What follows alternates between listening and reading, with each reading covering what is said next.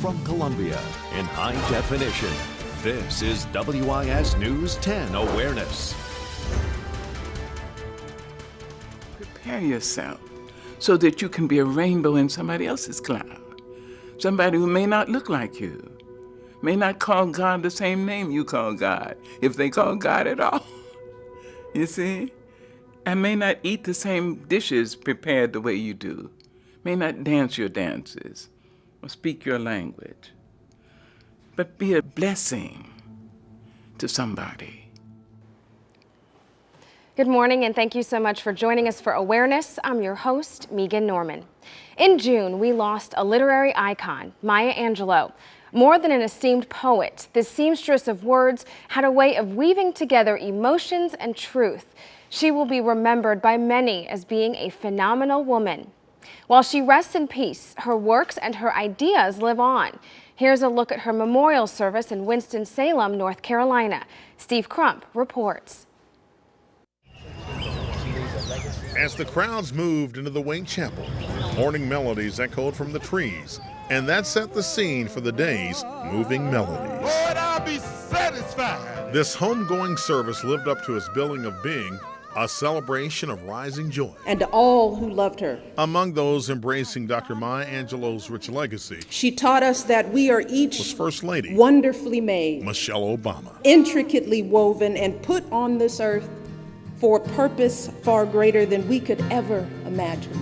I hope you never lose your sense of wonder. Leanne Womack's I Hope You Dance was one of her favorites, and perhaps that makes it easier to understand why this world traveler would feel so at home for more than 30 years on a North Carolina college campus. She proudly said to a Washington audience, I am a Wake Forest woman. And she added, you can't beat that. One of television's biggest names, Oprah Winfrey, who organized the service, recalls personal conversations of encouragement. She said, baby, I want you to do it, and I want you to take it. Take it all the way. Remember me as that great big sound. Dr. Maya Angelou easily identified with greatness. And on this day, lasting memories and sobering insights were crafted by a loving son. We have added to the population of angels. And she has left each one of us with something in our heart. Dr. Maya Angelou, you will always be our rainbow. Another award-winning poet with roots right here in South Carolina reflects on Maya Angelou's life. I had the chance to sit down with Nikky Finney. She has won numerous awards, including the top honor of National Book Award for Poetry. We're here with nationally recognized poet Nikky Finney. Thank you so much for being with us this morning. Thank you for inviting me.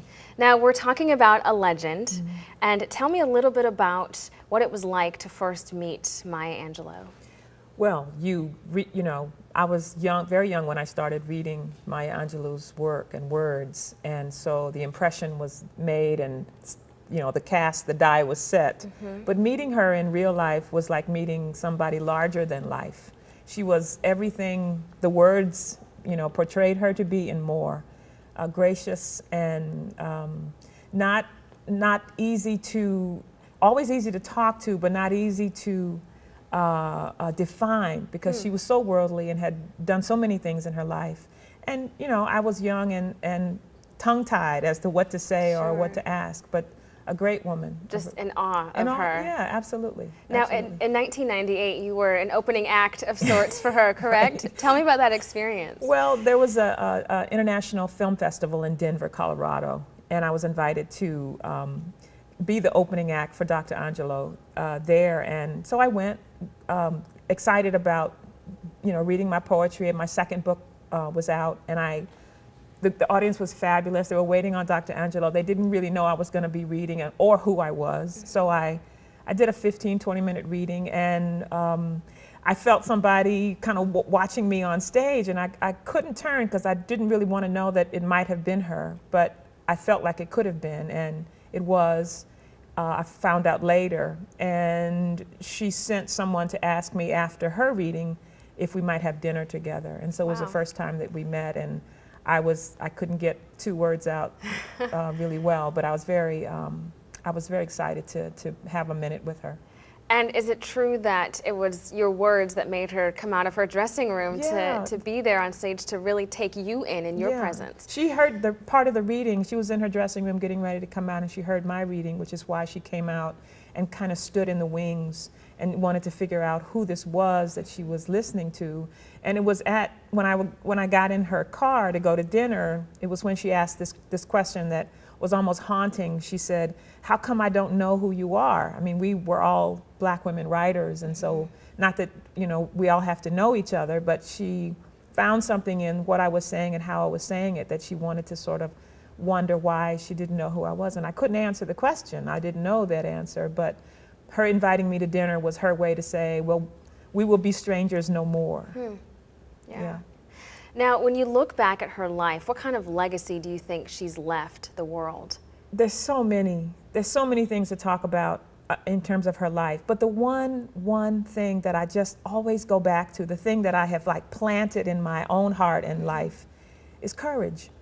She had the courage to say things that nobody else could say or would say. Nobody else would say. The subjects she talked about brought light on so many lives in this world, not region or country, but world. She was just the most courageous heart, I thought. And so she talked about her own life as a girl in Arkansas, and she talked about the good and bad of that. She talked about growing up in this country when she did, and the kind of hurdles she had to make in order to be the woman and human being she was. And that always resonated with other people who listened to her, which was why she was so incredibly applauded in her life. Because when you tell the truth, people listen.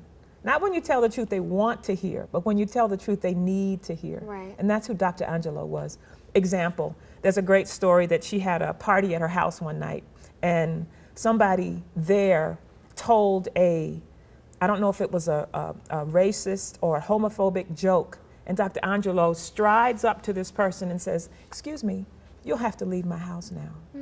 And I thought about how many times I've been in situations where people feel free to say whatever they feel that they want to say, private setting, you know, private home, but to be able to walk up to somebody that you've invited to your home and say, no, we're not going to tolerate that kind of thinking in this house that is full of celebration for the human experience.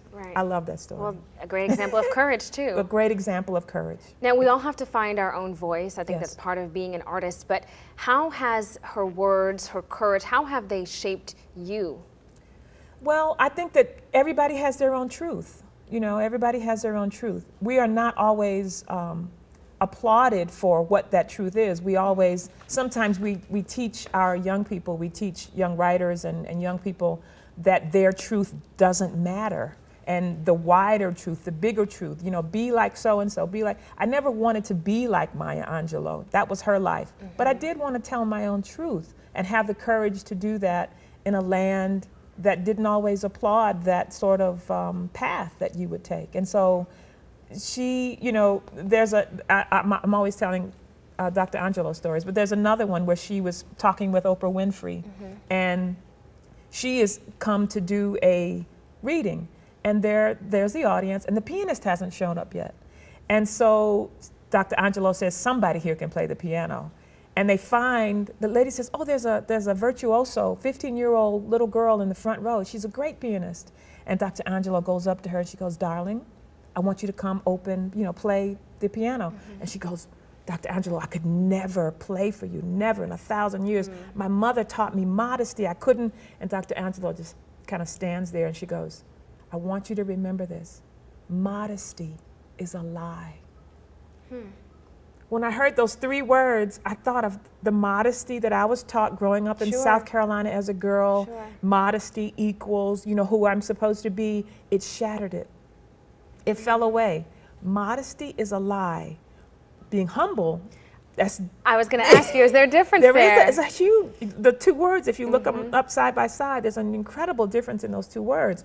But if you know how to do something, and somebody opens the door and says, come, step forward, do what you, if you don't do it, you're lying.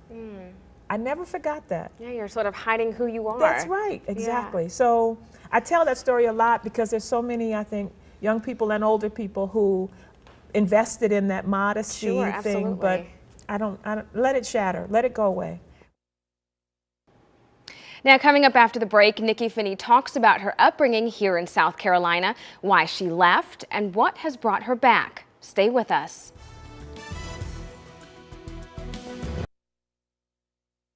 You talked about your upbringing just briefly. Now, you were born here in South Carolina. I was. You left at the age of 17. Why did you make that choice to leave? Well, I left because I was going to college, but that was one level. But I also wanted to leave because I didn't think South Carolina was a place that I could become the writer I wanted to become.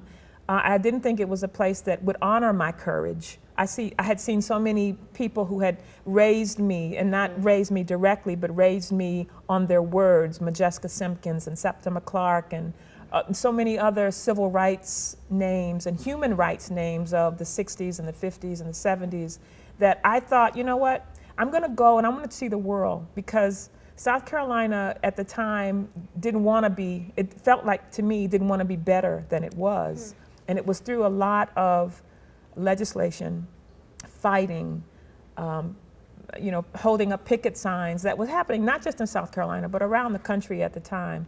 And I thought, well, let me go see what some other landscapes look like, humanscapes look like, because I wanna be the biggest heart and have the greatest courage I can have in my life. And so I intentionally left to see what the rest of the world looked like. Right, and talk a little bit about your parents who are great role models still, I imagine, for you. Amazing role models to shape my consciousness and my personality in the ways that they did, but to also give me the freedom and the wings to say, okay, you can go, you must go and find out who you are, but always know who you are, wherever you are in the world, whether it's, you know, domestically or in the world. Take what we have taught you, right and wrong, with you.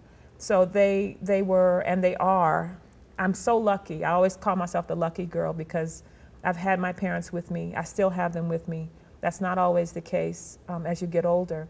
And they just taught me so many great lessons about, they passed on the lessons of family, but they've also passed on the legacy of the African American experience. Right. Taught me to be incredibly proud, taught me to always walk with my head up, and always in the old Harriet Tubman kind of tradition, reach back and get somebody and bring them with you. So you get if you get some applause in your life, well, that's very nice, but a life well lived is a life where you've pulled somebody forward with you. And that's the lesson they taught me. Because it's not always about us. No, it's not about who we are. It's a community. It's a community, and it's the arms you link together.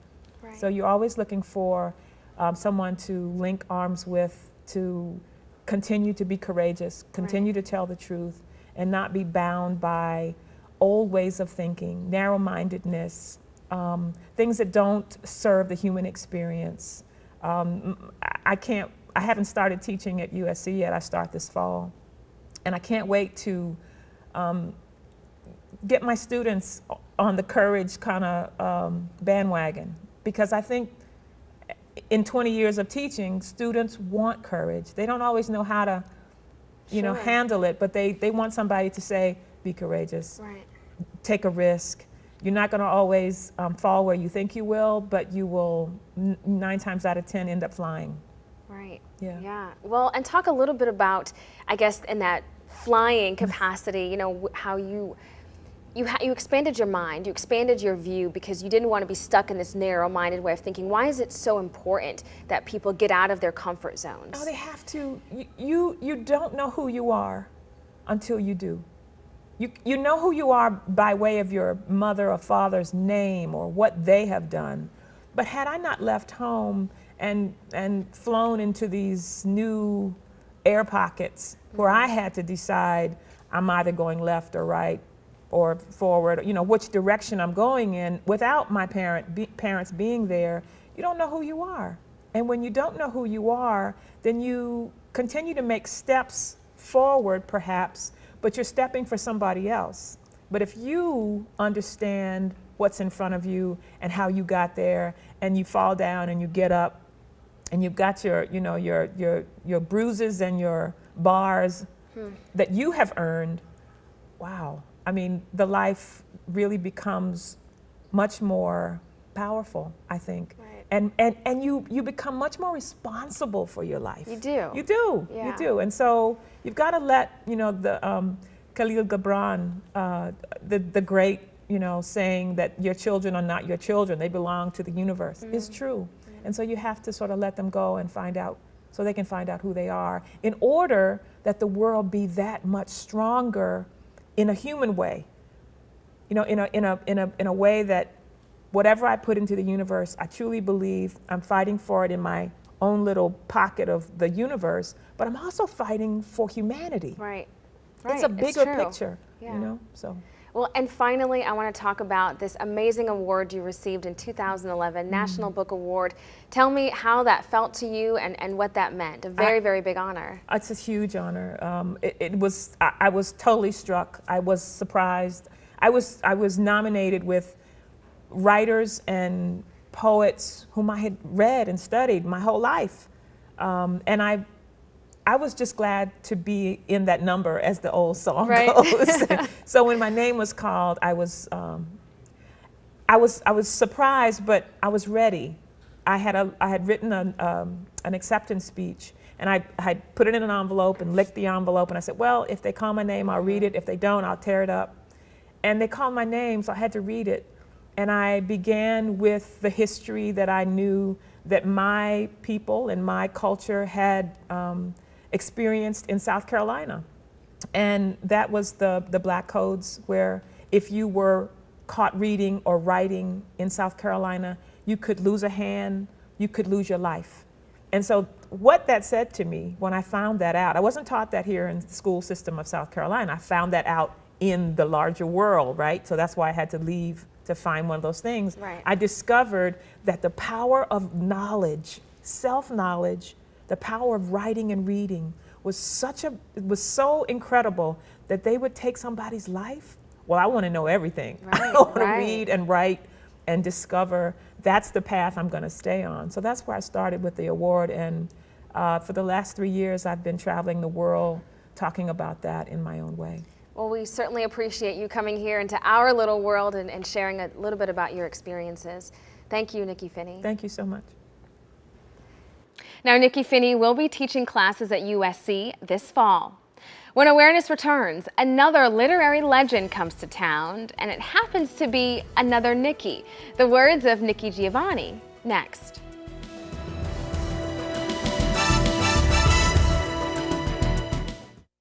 A poet, an activist, a professor, Nikki Giovanni's work spans decades. Coming to prominence in the late 60s and 70s, she's written poems for children and adults alike. Her works express strong racial pride and respect for family. I had the chance to sit down with Nikki Giovanni when she stopped in Columbia for a book festival. What is it that you want your students and these readers to get from your literature? I think that any writer just wants to get the idea out. And one of the things that we want to do as creative writers is to put a new world there. Whether we're doing science fiction, whether we're doing poetry, whether we're doing your basic novel, whether we're doing romance, it doesn't matter.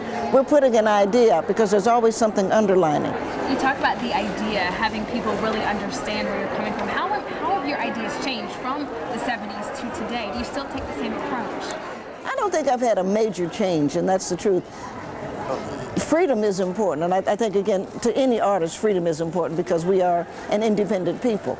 But I also think that a part of being an American is that the American ideal is a good idea. And you just like seeing that so much of it is being frittered away. War is not a good idea. Poverty is not a good idea. Hunger is not a good idea. And we know that we can handle these things. We've been through the Great Depression. We know how to deal with the things that were needed. What do you hope you will leave behind as your legacy? I think I'm a daring individual, and I think I'm courageous, so I hope I leave just a little bit of courage. I just hope that somebody that has a dream says, I can handle that. Yeah. Well, I can tell you from personal experience, you have been an inspiration to a lot of women. Thank you. Self-included. So thank you for sitting down with me. I appreciate it. My pleasure. Thank you. We'll be right back with the final thought. We would like to thank poets and professors Nikky Finney and Nikki Giovanni. We leave you this morning with a final thought from Maya Angelou. Until next time, I'm Megan Norman. This is Awareness. I am grateful to have been loved and to be loved now and to be able to love, because that liberates. Love liberates. It doesn't just hold. That's ego. You see, love liberates. It doesn't bind. Love says, I love you. I love you if you're in China. I love you if you're across town. I love you if you're in Harlem. I love you. I would like to be near you. I'd like to have your arms around me. I'd like to hear your voice in my ear. But that's not possible now, so I love you. Go.